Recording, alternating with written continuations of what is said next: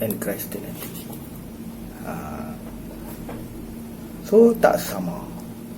Sebab tu masing-masing dakwah satu dunia. Islam fokus dia apa? Kawan saya pernah kawan Kristian, saya tanya, brother, what is the focus of Islam? So saya dan tuan-tuan puan-puan semua mesti akan bagi jawapan yang sama lah. Kita memang ingat ayat ni sejak daripada sekolah. Lepas tu, inna solati, sesungguhnya solatku, wa nusuki, ibadatku, wa mahyaya wa mamati, hidupku dan matiku lillahi rabbil alamin. So fokus kita ialah Allah Subhanahu wa taala. So kita tanya balik, what about you, brother? What is the focus of Christianity? So dia jawab, dan semua penganut Kristian akan jawab yang sama lah. Fokus ialah Jesus Christ. So nampak tak perbezaan? Allah bagi dia Nabi Isa AS. Sebab itulah kita dalam ilmu perbandingan agama ni paling penting, banyak sikit tu soalan kedua, tapi paling penting kena ada ilmu mengenai Jesus Christ Nabi Isa AS. Bukan saja daripada perspektif Islam, juga daripada perspektif Kristian. Kalau nak dialog dengan Kristian, macam mana kalau kepercayaan Kristian terhadap Jesus pun kita tak tahu? Jadi kena ada dua-dua sekali. Sebenarnya tak susah, senang je. Okay. InsyaAllah melalui perbahasan dari masa ke semasa, okay, benda yang nampak gayanya macam kita tak tahu, Allah senang ya, bukan payah. Tidak. Okay, so berdasarkan kajian, perspektif Kristian dulu, okay, yang kita akan bandingkan dengan perspektif Islam. Bila sebut riwayat hidup Jesus ni, apa benda yang kena tahu? Kalau kita beli buku-buku Kristian, tengok YouTube ke, atau dialog, biasanya kalau kita tanya dia mengenai what is the important thing that we must know concerning Jesus Christ, jadi dia tak lari daripada apa yang saya nak sampaikan ni lah. Kita start from below dulu, from the beginning. Apa benda yang nak kena tahu? Al-Bidayah, dalam bahasa Arab, from the beginning, Al-Bidayah.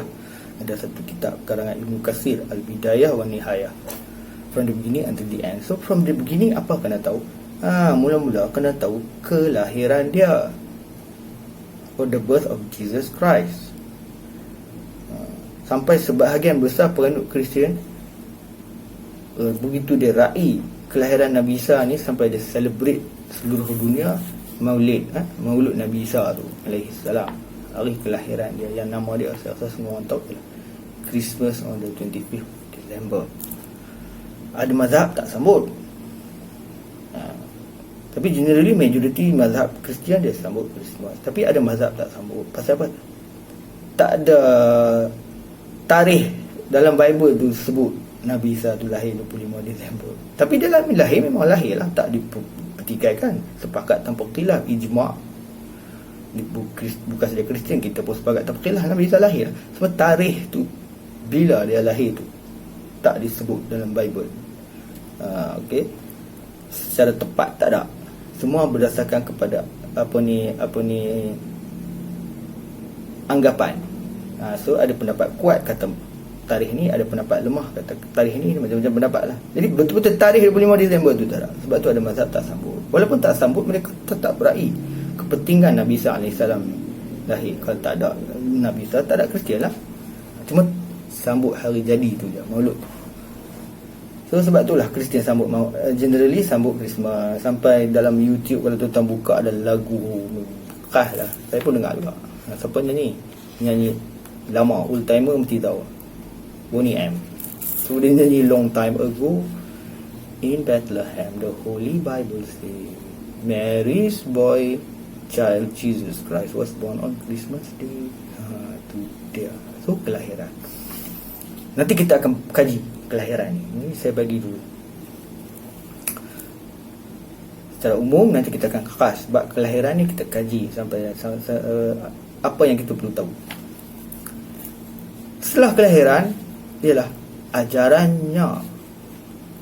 What did Jesus taught in his time? Apa yang dia ajar? Sebenarnya banyak benda yang dia ajar ikut Bible. Antaranya dia pergi mana-mana, kalau ikut Bible dia kata repent for the kingdom of heaven is at hand, is near. Tobatlah kamu, kerajaan Tuhan, kerajaan syurga telah hampir. Itu antara ajaran dia. Dan banyak lagi yang dia ajar. Cuma yang selalu jadi perbahasan,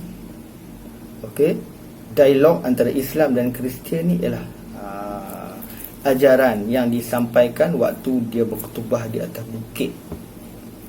Nabi Isa ni dia pernah berkhutbah di atas bukit. Ada dalam Bible tu, semua Kristian tahu. Ini dalam khutbah tu Nabi Isa menyatakan antara apa yang dia ajar.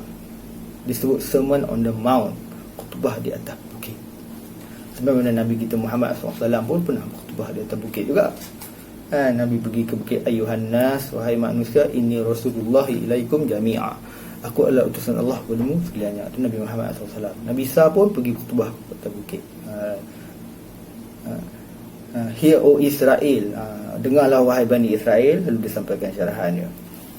Jadi dalam Sermon of the Mount yang banyak menyatakan ajaran Jesus tu, yang selalu jadi perhatian dalam dialog antara Islam dan Kristian ialah Matthew chapter 5 verse 17 until 20. Selalu kalau bahas antara Islam Kristian dibahas ayat 5 until 20. Ayat tu mengenai apa? Saya ambil bukan 5, 17 hingga 20, saya ambil 5, 17 je. Nabi Isa kata apa? Jesus kata apa waktu dia berkhutbah atas bukit tu? Dia kata, I came not to abolish the law but to fulfill. Aku datang bukan untuk menghapuskan hukum Taurat, undang-undang peraturan Taurat, tapi menggenapinya. Jadi kalau dekat dengan tokoh-tokoh Islam, dia kata tengok, Nabi Isa berpegang teguh dengan hukum Taurat. Jadi bagi pihak Kristian, mereka akan jawab balik. Kawan-kawan Kristian saya akan jawab balik. Dia kata antara jawapan lah, banyak jawapan, banyak cara mereka nak jawab, tapi antara jawapannya yang saya selalu dengar, dia kata yes, itu Jesus lah. Jesus je yang boleh ikut peraturan Taurat dengan sepenuhnya, tapi kita ni tak boleh. Satu jawapan, because we live under, kita ni duduk di bawah dosa. Kita lahir pun dalam keadaan lahir dosa. Dia sebut dosa warisan, nanti kita bahas lah. Kita ni digulungan dengan dosa, macam mana nak ikut peraturan Taurat. So the law nailed to the cross. Waktu Nabi Isa tu disalib, maka tak ada lagi peraturan hukum Taurat tu secara zahir yang diikuti. General speaking lah, bukan semua dihapuskan, tapi general speaking tak ada dah hukum Taurat. Cuma yang digantikan oleh apa? Disebut grace. Rahmat. Kita akan bahas. Itu ajarannya yang akan dibahas secara detail nanti. Next, lepas tu yang ni yang last. Dia 3 benda je. Buka lah kitab Kristian tebal macam mana pun, benda utamanya yang 3 ni, walaupun dia ulas panjang-panjang. Yang ketiga ni mengenai riwayat hidup Nabi Isa ni ialah apa berlaku di penghujung kehidupannya. Setelah ajaran, apa berlaku pada hujung penghidupannya tu. Dari perspektif Kristian, mereka mengatakan Nabi Isa akhirnya ditangkap, dibicarakan, didapati bersalah dan dihukum salib lalu mati. Lalu mereka celebrate lah sebagai seolah-olah Aidul Fitri. Kalau nak kata Kristian punya Aidul Fitri itu ialah apa? Betul-betul hari keagamaan yang disambut. Yang first ialah hari Nabi Isa disalib. Itu dinamakan sebagai Good Friday, sebab dia dikatakan disalib pada hari Jumaat. So mereka celebrate lah Good Friday. Itu perayaan keagamaan yang disepakati oleh penganut Kristian 2 bilion lebih ni, 2.2 bilion ni, semua boleh semualah sambut Good Friday. Itu Aidil Fitri dia. Kemudian dia ada Aidil Adha. Seolah-olah nak faham tentulah, senang faham. Aidil Adha dia ialah apa? hari ketiga setelah dia mati di kayu salib tu, dia bangkit. Salib Jumaat, dia bangkit pada hari Sabtu, Jumaat, Sabtu, Ahad. On the third day he rose from the dead, bangkit daripada kematian. Kita celebrate lah nama dia Easter, hari Easter. So hari keagamaan yang disepakati Kristian tak kira mazhab yang puluh-puluh ribu tu ialah Good Friday dan Easter Sunday. Christmas mereka tak sepakat sambut. So gitulah tuan-tuan, apa yang kita kena tahu kalau nak dialog, nak bahas atau nak mempertahankan Islam sekalipun, ialah riwayat hidup Nabi Isa tu yang meliputi kelahiran dia, ajaran dia, dan bagi Kristian kematian dan penghidupan semula dari kematian. Dari perspektif Islam, saya lupa ulas, kita tak percayalah Nabi Isa tu mati. Sebab Quran, wa ma qataluhu, tidaklah mereka membunuhnya, wa ma salabuhu, tidaklah mereka menyalibnya, walakin syubiha lahum, but it appear to them. So nampak macam Nabi Isa tapi bukan Nabi Isa.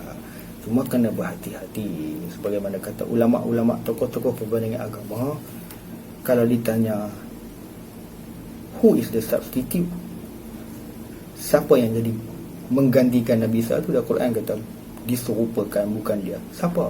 Jadi jawapan yang terbaik kata tokoh-tokoh perbandingan agama ialah wallahu alam, only God knows. Sebab Quran tak sebut, hadis tak sebut siapa.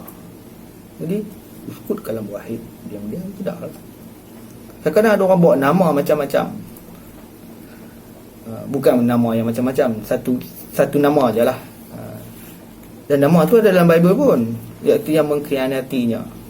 Nama dia ialah Yahuza Askariuti atau Judas Iskariot. So kalau kita kata yang ganti kata Judas Iskariot, Kristian seluruh dunia jadi anggapnya sebagai laughing stock. Dia gelak. Pasal apa?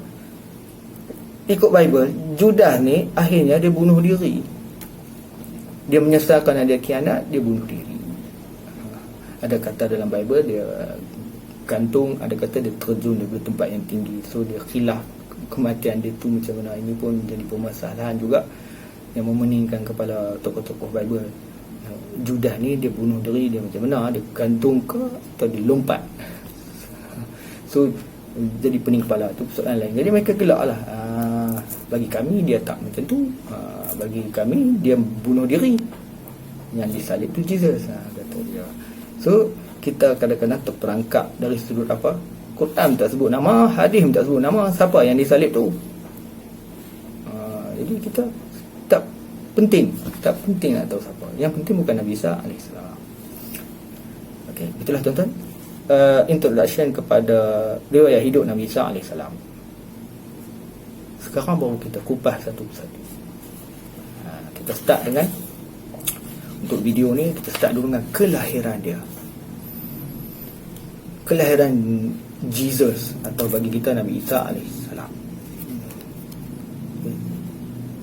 Jesus dengan Nabi Isa ni sama. Jangan kata Jesus lain, Nabi Isa lain. Jesus tu only in English language. Dalam bahasa Arab Nabi Isa AS.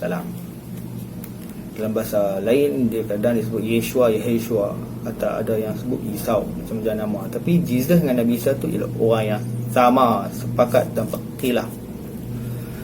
Okay. Bila Nabi Isa atau Jesus Christ dia lahir, when he was born, bila tarikh yang tepat tak tahu. Kristian tak tahu, tak sebut. Islam tak sebut. Cuma about 2000 years ago, tu sepakat. Cuma bila tarikh, kalau kita baca kitab-kitab buku-buku Kristian, dia kata most probably before CE, Christian era dia lahir. Sebelum apa tu, BC. Kita ada BC, lagi satu CE. Dia sebelum BC. Bila tu? Ikut satu pendapat yang kuat, 3 hingga 5 sebelum Masihi. Jadi maknanya umur Nabi Isa 2025 tahun lah. 2023 hingga 2025 tahun. Itu dia. waktu kelahirannya. Tapi tarikh tempat tu bila? 2023 ke 24 ke? Dua apa ni, 3 sebelum Masih ke, 4 sebelum Masih ke, 5 sebelum Masih ke, tak diketahui. Cuma pendapat yang kuat antara 3 hingga 5. So dia tak lahir pada tahun 1 Masih. Tahun Masih itu macam mana? Wallahualam. Tahun Hijrah tak ada problem, tahun Masih ni problem juga.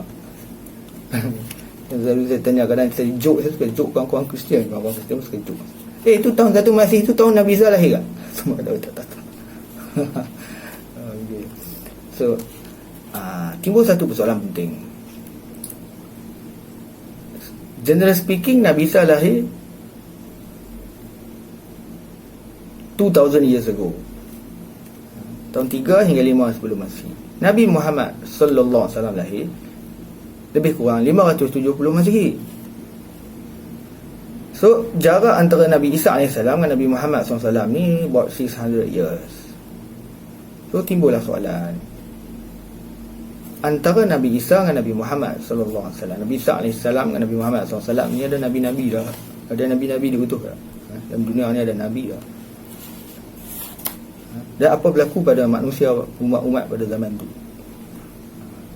Jadi kata para ulama, antara Nabi Isa AS dan Nabi Muhammad SAW tak ada Nabi-Nabi dan Rasul-Rasul. Dia disebut zaman fatrah. Jadi kalau mana-mana umat pada zaman tu, Allah tak azab. Allah tak bagi azab. Pasal apa? Kerana Quran, ada ayat Quran surah Isra ayat 15, wa ma kunna mu'azzimin wa ma kunna mu'azzimin hatta nab'asa rasula. Dan kami, kata Allah, tak mengazab, tak menurunkan azab, tak bagi azab hatta sebelum nab'asa rasula, dituluskan rasul-rasul, nabi-nabi semua. Habis zaman tak ada nabi, tak ada rasul, alhamdulillah, selamat. Bagaimana pada zaman moden ni? Boleh jadi macam tu tak? Boleh? Boleh juga. Ada kes-kes khas. Sebagaimana saya pernah ditanya satu soalan. Waktu saya pergi kuliah maghrib, mana masjid? Saya tak tahu. Saya mengajar di Selangor. Tim saya kat Selangor, surau Selangor. Jadi jemaah ni semua intelektual kadang-kadang. Jadi tanya suka soalan yang kadang-kadang soalan yang orang kata apa, cepu mbah lah. Jadi ada seorang hadirin tu, waktu sesi soal jawab tu, dia tanya, kata, Ustaz, nak tanya sesi soalan boleh tak? Saya tanya, kalau saya boleh jawab, saya jawab. Kalau saya tak boleh jawab, saya kata wallahualam, tunggu saya rujuk kepada orang lain yang lebih tahu. Saya macam tu. Kalau tak tahu, saya kata saya tak tahu. Itu lagi bagus. Dia kata, Ustaz, contoh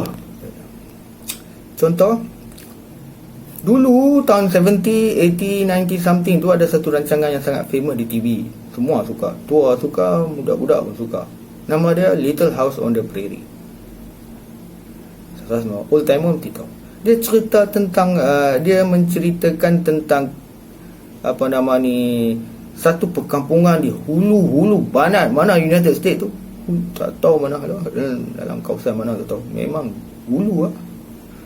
Yang mana ada satu komuniti, general speaking, secara umum masyarakatnya orang-orang yang baik-baik, tolong menolong, akhlak bagus, hari Ahad pergi gereja semayang, salah buat confession kat tobat kat apa semua tu. Ada di kalangan mereka illiterate, tak tahu baca, tapi bagus, kita tengok sudah tu pun suka. Mati lepas tu. Okay. Sebelum tu dah lah duduk ulu-ulu, radio pun tak ada, TV pun tak ada, pendakwah Islam pun tak sampai. Mati masuk mana tak? Dia tanya saya macam tu, saya tak jawab. Saya tanya dia dulu. Saya ni kadang-kadang saya tak terjawab, saya tanya dulu baru jawab. Kadang bukan saya jawab, yang tanya dia jawab. Allah Maha Adil tak? Ya, Allah Maha Adil. Allah Maha Pengasih Penyayang tak? Pengasih Penyayang. Dakwah sampai tak? Dakwah sampai tak? Tak sampai. Tak ada TV, tak ada. Ada yang buta huruf. Okay. Tapi mereka semua bagus-bagus. Tak keluar kampung lagi, tak tahu duduk dalam hulu. Jadi macam mana? Allah berfirman, wa ma kunna mu'azzimin hatta nab'atha rasula, dan kami tak mengazab sebelum diutuskan seorang rasul. Jadi termasuklah, maksud tu ialah Islam tu tak sampai, jadi Tuhan tak azab. Jadi masuk mana? Saya tanya. Syurga lah Ustaz. Ya lah tu, bagus lah Islam, bagus lah. Macam tu. Sama lah kalau zaman sekarang, tak payah kita tahu, tapi ada hulu-hulu banyak Kalimantan mana dalam tu kan, ada masyarakat yang sembah berhala, tapi duduk dalam tak ada siapa pun sampai dakwah Islam tak masuk, mereka memang kat situ. Jadi macam mana? Hidayah tak sampai, Islam tak sampai, InsyaAllah syurga Allah Maha Pengampun dan Maha Penyayang. Tapi kes-kes khas yang macam tu lah. Wallahualam. Okay, so dekat mana dia lahir? Lahir 3 hingga 5 sebelum Masihi. Tempat dia di mana? Ikut sejarawan Kristian, dan tak ada masalah dari tak ada masalah di kalangan sejarawan Islam, tak ada masalah. Tempat Nabi Isa lahir ni bukan benda akidah. Dia lahir tu kat mana tempat? Bukan benda ibadah, ni sejarah tak ada masalah. Jadi kita pun boleh terima. Dia dilahirkan di satu tempat nama dia Bethlehem.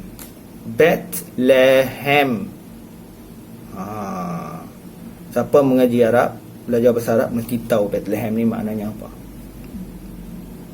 Dalam bahasa Arab, Baitun Lahem Lahmun, Baitul Lahm dalam bahasa Arab. Bahasa Ibrani Bethlehem. Ini sama. Ya, bahasa Arab dengan bahasa Ibrani dianggap semantic languages. Bahasa pertuturan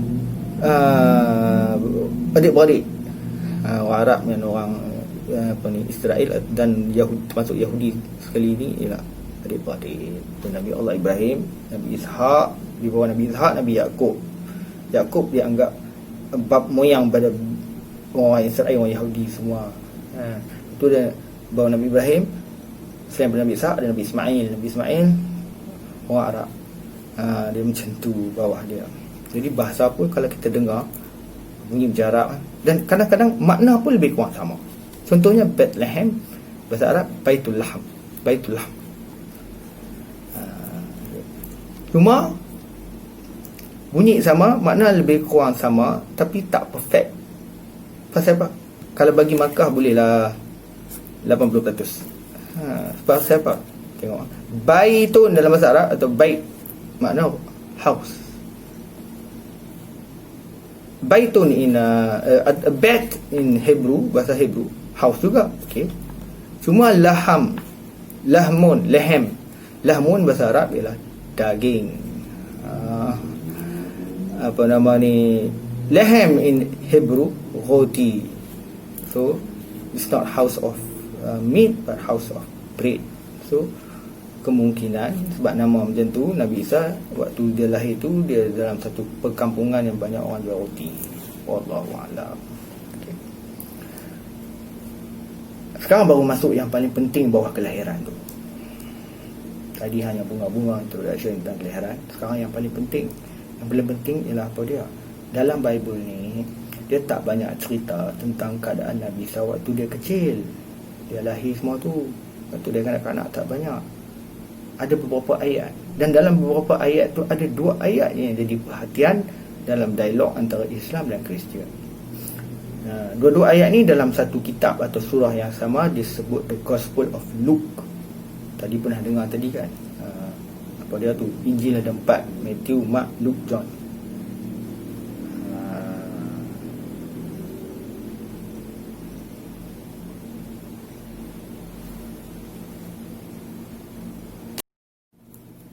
Dua ayat tersebut tadi tu ialah Luke chapter 2 verse 52, Luke chapter 2 verse 21. Lepas tu baru Luke chapter 2 verse 52. Cuba kita tengok dua-dua ayat ni. Ayat ni bagus. Dia kata apa? Dia kata yang chapter 2 verse 21 ni, dia kata apa nama ni,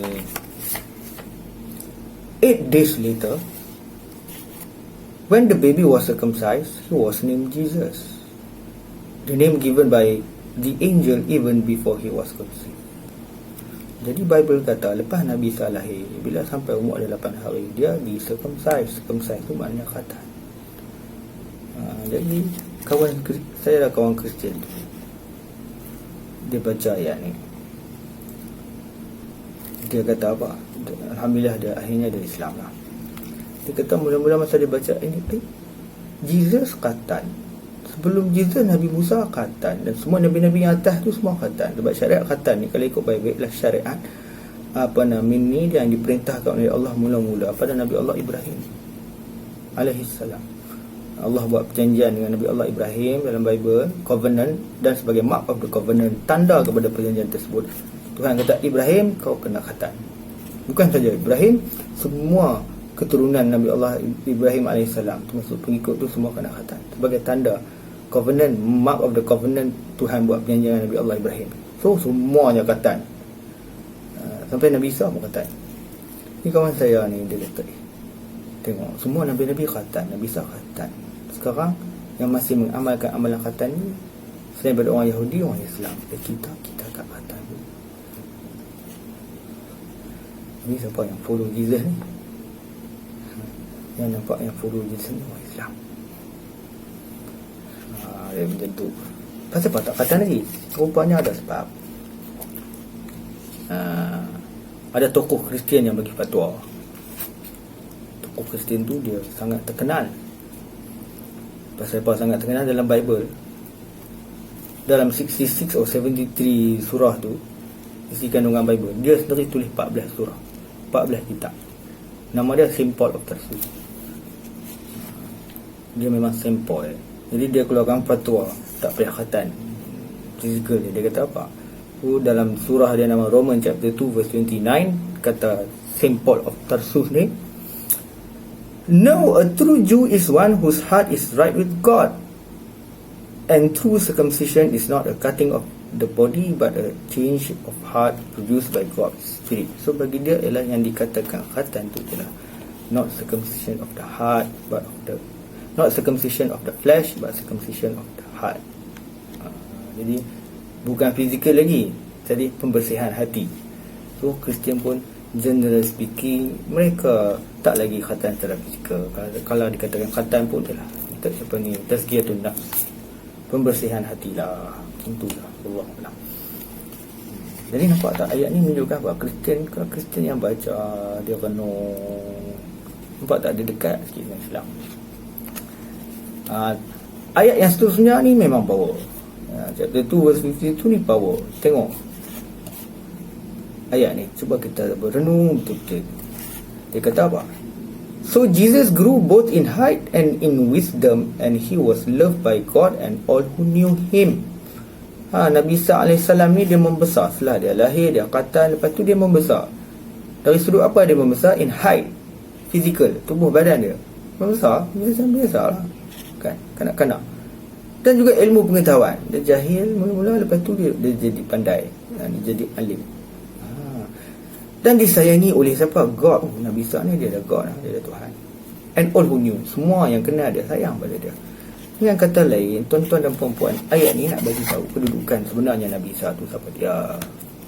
Terang dengan jelas, he is a man, manusia. Dan kata tokoh-tokoh Kristian yang buat kajian terhadap Bible, lebih 80 kali, sebagaimana kata seorang tokoh Kristian semasa dalam kitab dia What Christians Should Believe, siapa nama dia ni, Mark Driscoll and Gary Brescia. Dia kata apa? Dia kata dalam kitab dia ni, he refer to Jesus ni, spoke himself by this term apa? Anak manusia.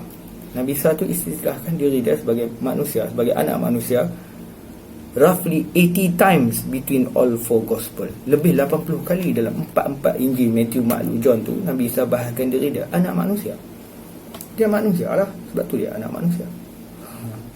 Kan? Dan terbukti tadi, manusia lah yang membesar, sama ada dari sudut tubuh dan sama ada dari sudut pengetahuan. Power dah ya. So dah lagi dekat sikit lagi pada Islam. Tadi dah dekat lagi.